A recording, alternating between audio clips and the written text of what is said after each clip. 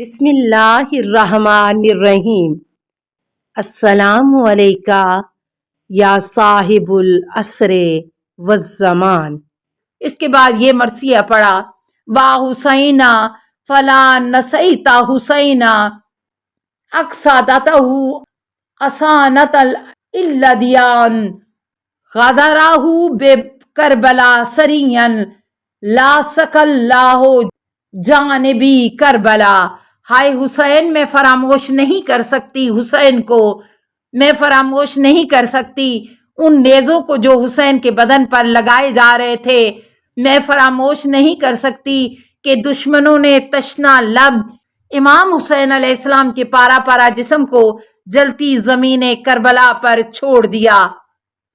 منتہا الاعمال صفحہ 300۔ نمبر 9، اہل بیت قید خانے میں۔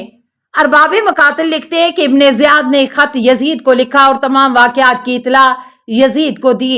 یزید نے جواب دیا کہ تمام سروں کو قیدیوں کے ساتھ بھیج دے۔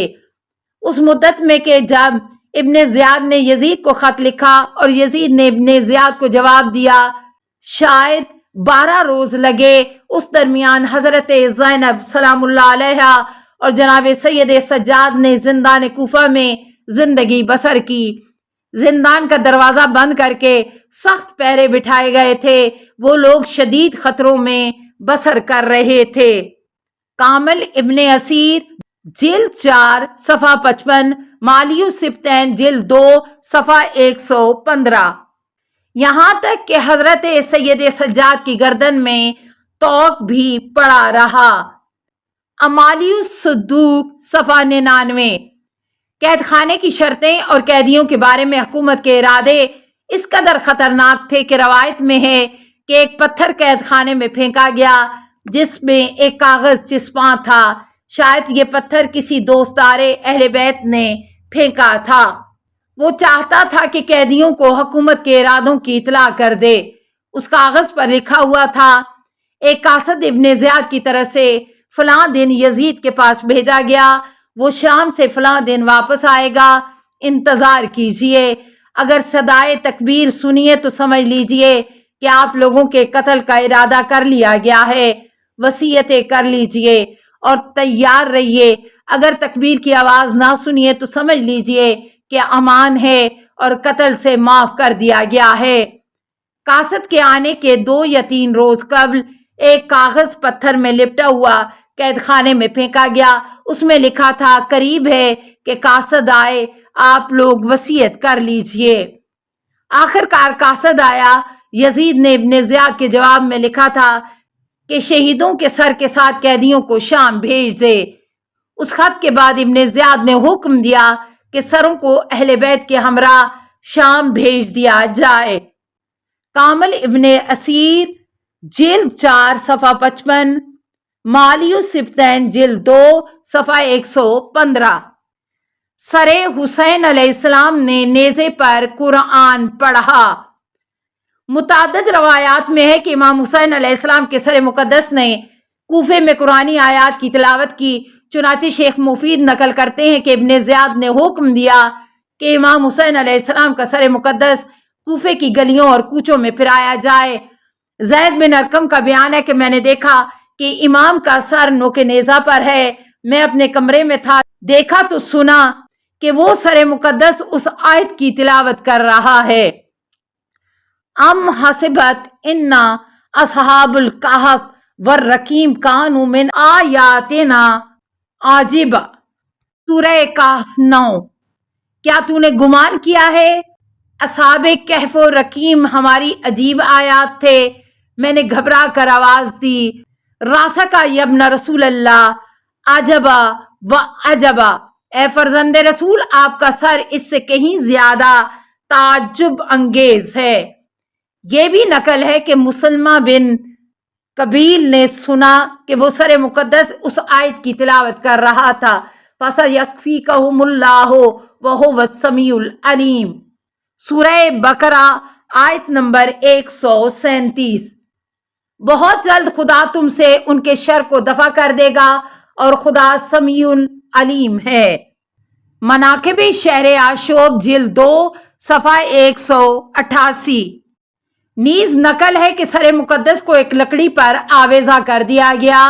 اطراف کے بہت سے لوگ وہاں جمع ہو گئے۔ انہوں نے ایک نور دیکھا جو زمین سے آسمان تک سطح تھا، اور سنا کہ سر مقدس اس آیت کی تلاوت کر رہا تھا، وَسَيَعْلَمُ الَّذِينَ ظَلَمُوا أَيَّ مُنقَلِبٍ يَنقَلِبُونَ۔ مناقب شہر آشوب جلد 2 صفحہ 188۔ مزید تفصیل مقتل الحسین المکرم صفحہ 412 میں دیکھی جا سکتی ہے۔ نابینا دلاور عبداللہ بن عفیف کی شہادت۔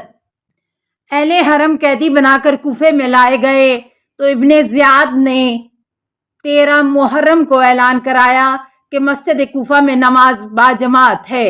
لوگ جمع ہوئے اور ابن زیاد نے تقریر شروع کی اور حمد و ثناء الہی کے بعد کہا، حمد و ثناء اس خدا کے لیے ہے جس نے حق کو فتح عطا کی اور امیر المومنین یزید اور اس کے ماننے والوں کی مدد کی اور جھوٹے کے فرزند جھوٹے کو قتل کیا۔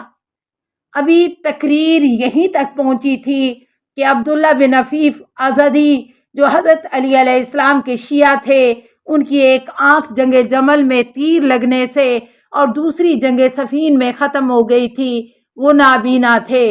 روزانہ صبح سے رات تک گوشہ مسجد اعظم میں مشغول نماز رہتے تھے۔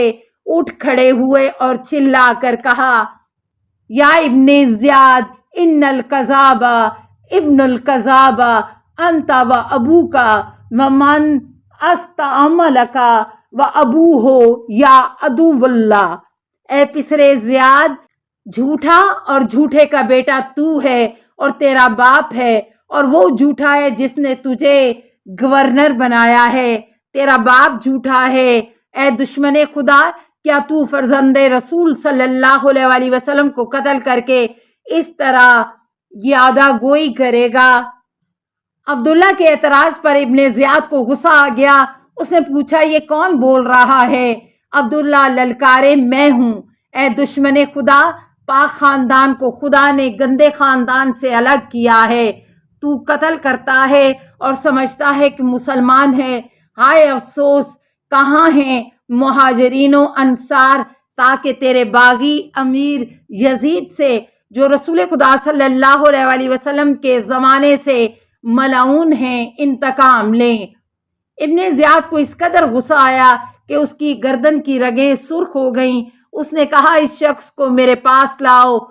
جلادوں نے انہیں چاروں طرف سے گھیرنا چاہا، لیکن قبیلہ ازد کے اشراف نے اٹھ کر اس کا ہاتھ پکڑ لیا اور مسجد سے باہر لے گئے۔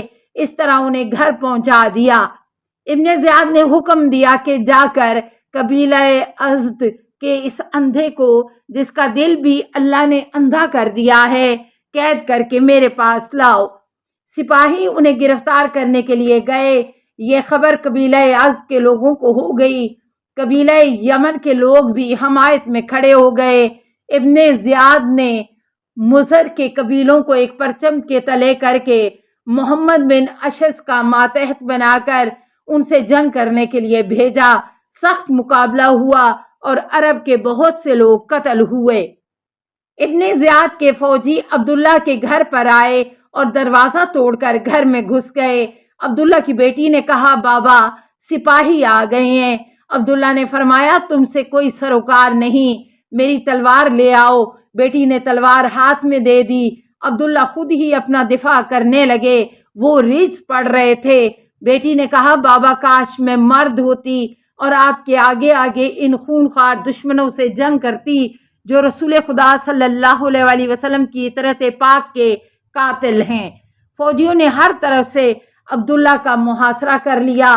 وہ اپنا دفاع کرتے رہے اور بیٹی دفاع میں ان کی رہنمائی کرتی رہی، یہاں تک کہ گھیرا تنگ ہو گیا۔ بیٹی نے چلا کر کہا، ہائے میرے بالوں پر شکستہ ہو گئے، میرے بابا کو پکڑ لیا گیا، کوئی ان کا مددگار نہیں جو ان کی حمایت کرے۔ عبداللہ اسی طرح تلوار چلاتے رہے اور رجز پڑھتے رہے۔ وہ دفاع کر رہے تھے کہ گرفتار کر لیے گئے۔ السلام علیکہ یا صاحب العصر والزمان، الامان الامان الامان من فتن الزمان، السلام علیکہ یا خلیفۃ الرحمن، السلام علیکہ یا امام الانس والجان، السلام علیکہ یا مظہر الایمان، السلام علیکہ یا شریک القرآن، السلام علیکہ یا قاطع البرہان، السلام علیکہ یا امام زماننا ھذا اجل اللہ فرجک وسہل اللہ مخرجک وظہورک، السلام علیکہ ورحمۃ اللہ۔ اللہم صلی علی محمد و آل محمد۔